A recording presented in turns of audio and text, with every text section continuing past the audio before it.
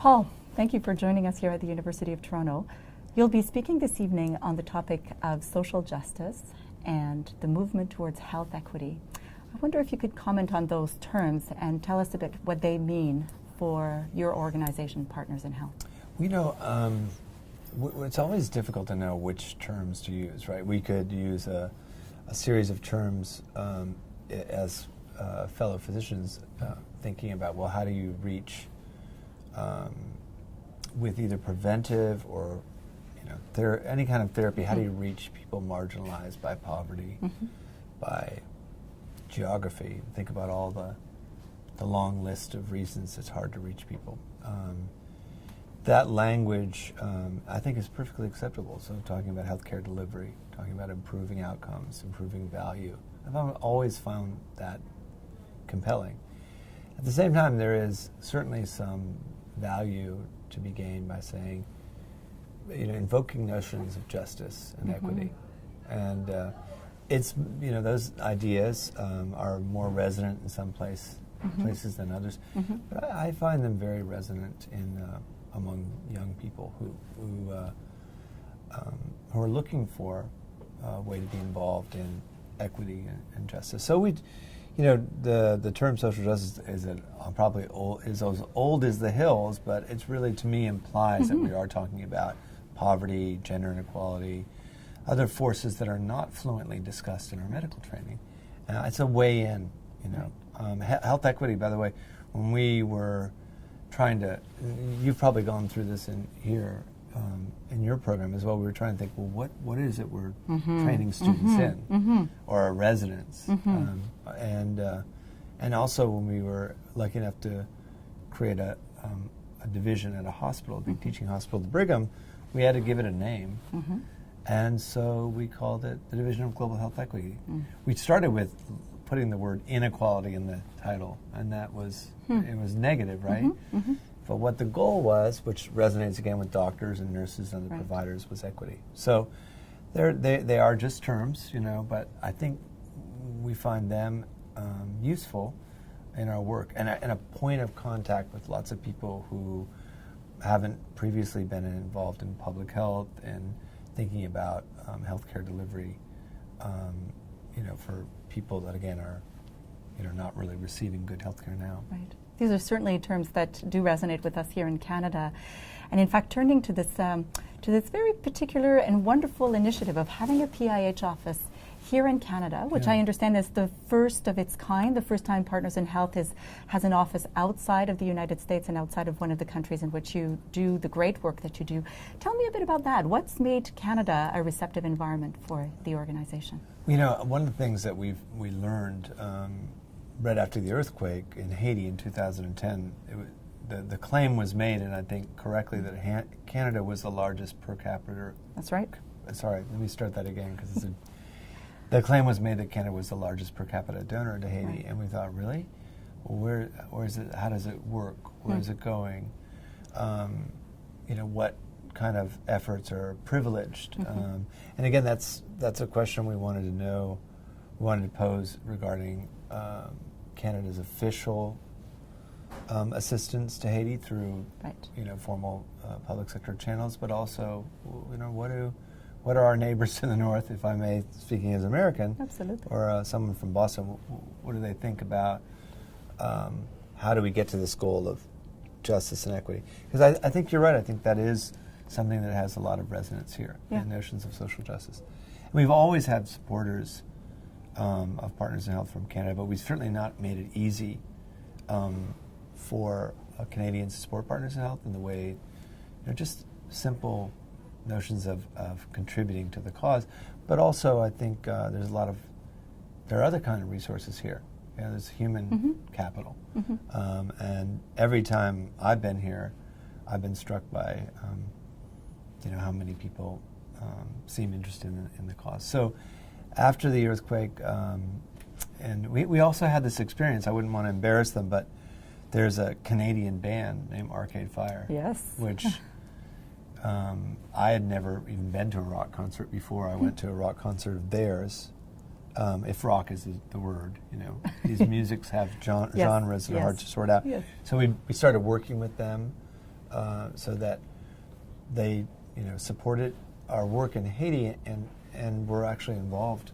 Came down, and so that in addition to a number of efforts after the earthquake led us to say, hey, we should have more of a presence here. And as you point out, all of the other places in which we have offices are really sister organizations based in Haiti, Rwanda, Malawi, Lesotho, Russia. And so, this is really unique. This is wonderful. If the concert by Arcade Fire was truly your first rock concert, I think you picked the right band. This is certainly one of the Canadian gems, that's for sure.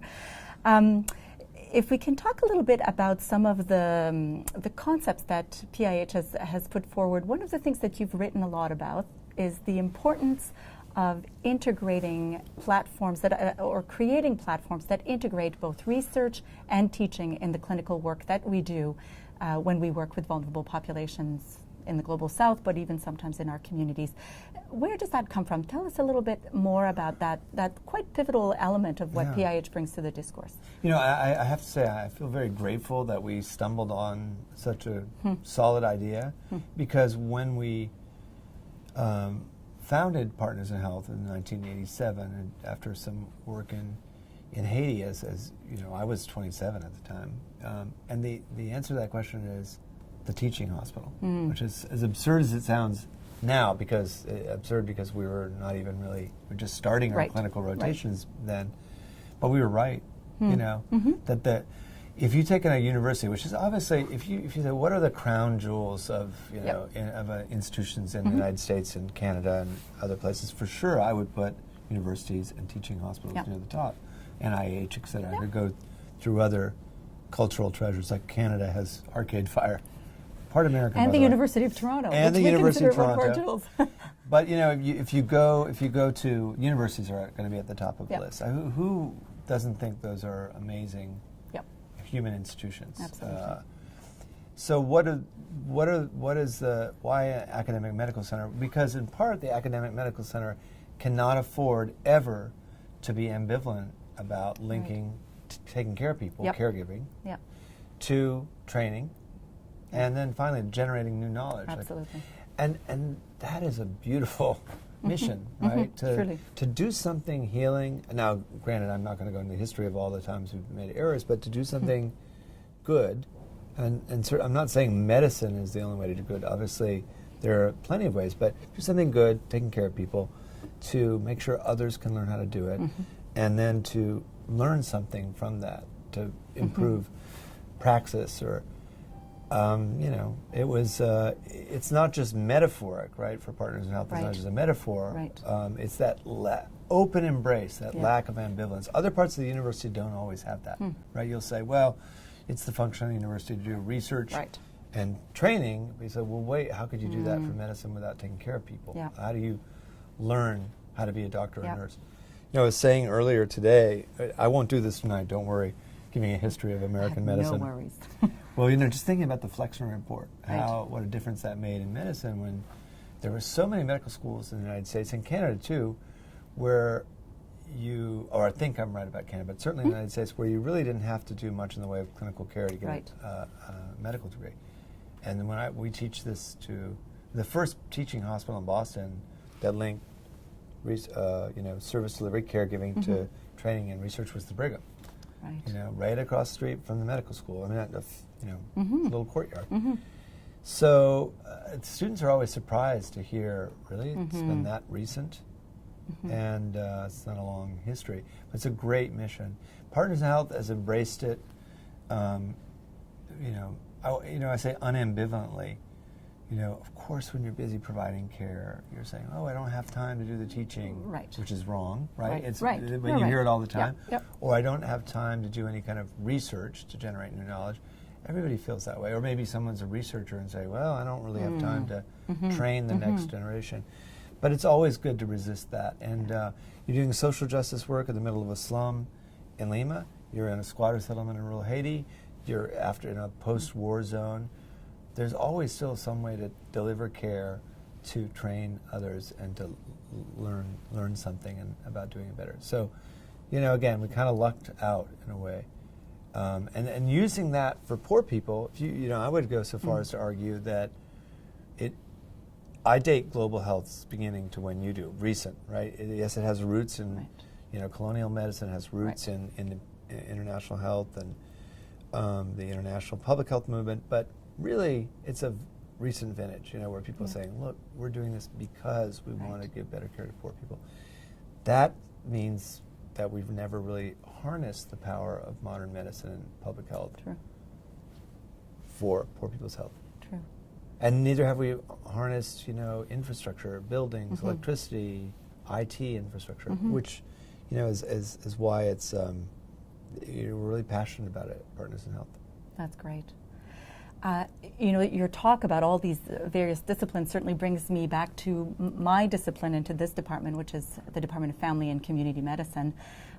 We always like to think of ourselves as individuals who are naturally drawn to integrating things and looking at different facets. But family medicine is not, I think, in 2014, the obvious go-to discipline for global health in many parts of the world, in large part because our discipline is a bit difficult to define or not always fully understood, also because it takes on the colors of the environment in which it sits. And yet here you are, Partners in Health, giving us the great privilege of hosting you and the PIH Canada team this evening in this talk. Why family medicine, and what do you see as potential in that kind of collaboration with those of us who do family medicine? Well, a couple things that come to mind. Why family medicine? The answer is really that integrative intention, that will to integrate, right? First of all, you're integrating a patient into a family just by the very name, which is, patients are part of families, right? Second, you know that even if though you may well rely on other specialists to be of use, a neurosurgeon, or I was giving some examples today in this department, the idea is that there is this need to have some very substantial amount of people's health needs in the course of the life cycle, coordinated at the very least, and often delivered by, an integrative kind of provider. I also think family medicine is very much more team-oriented, and again, that doesn't mean we don't need subspecialists of another stripe any more than we don't need community health workers. It's just that there's something really willfully integrating about this field. I also note that even though Partners in Health's mission statement is to link training to taking care of people's service delivery, the first residency programs that we launched in Haiti right after the earthquake. The first one was a family practice residency, same in Rwanda. And so we've always had that desire to say, is there an area of training where you learn a lot about surgery, something about OB, or quite a bit about OB, pediatrics, internal medicine? There is. And it's hard to do all that. But there are many young people, I think, in training who would like to be that kind of a generalist with adequate training. Yes, there you go. I think you captured it very well. I would like to be a generalist with adequate training. It's very hard unless you're really focused on it full time. Absolutely, and I think trained in that way, though I suspect you do quite a fine job at it. Well, I did an okay job, but I think, or do an okay job, but I think more training would be good, more supervised training. I'm trying to make sure that our trainees have that kind of mentoring. That's very exciting for us. One last question. You speak about hope quite a bit, and despite the fact that you've clearly been faced with all of the ugliness and pain and suffering that comes with the inequities that we live with in our world, you continue to be hopeful. Where does that hope come from? Well, one of the reasons that I'm hopeful is that you stick with something long enough, you almost invariably see progress. You can look at some really grim times, and of course, as you said, very ugly and painful events. And I've certainly had or been witness to more than a few. But one of the reasons that we can be optimistic and hopeful, as opposed to just being a representative, being a kind of psychopathology of our own, that is, we need to be hopeful, therefore we are, is that I have never encountered in any of the places I've worked a problem, a health problem that could not be overcome, with the adequate staff and stuff, the resources, training, this model of care. And Haiti is no exception. I mean, I just last weekend was there at Mirabelais Hospital, and to see. I was visiting a patient in another hospital in central Haiti, and got back to Mirabelais Hospital. By the way, we only call it University Hospital. We said let's just call it University Hospital in English. Great. So got back to University Hospital. By the way, I still get a little bit of goosebumps just saying it. Right? Yeah. People would say, "Well, why would you call it University Hospital? There's no university there." And we say, "Yet, why not? Why shouldn't there be?" Yeah. So got back and to see another patient, and our family practice residency director, who you know as well, Dr. Israel, was trying to herd me into this meeting. I said, "Well, okay, what are they doing the conference on?" It was pretty much the entire Haitian College of Cardiologists up in central Haiti teaching echo to a rapt group of doctors and nurses, in their 20s, most of them, right?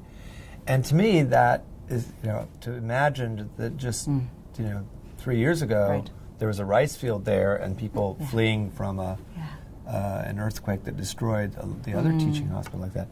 It's a great feeling, but again, I can't think of anything in Rwanda or Malawi, Lesotho, even the prisons of Siberia where, a determined application of this kind of these resources, staff and stuff, hasn't led to something really good. I think that global health is a really naturally hopeful arena because you see so much improvement in such a short amount of time. And I do also believe that in addition to the justice and equity agenda of many of our trainees, yours and mine, and our students, is that you just see massive turnaround very quickly. True. And that's uplifting. Yeah. I do, because we have the benefit of having a camera here. I want to give you the opportunity to make any further comment. Anything else that I haven't asked you about that you feel is an important message that you'd like to communicate to those who will see this interview? Well, I first of all do want to signal an optimism about PIH Canada, right?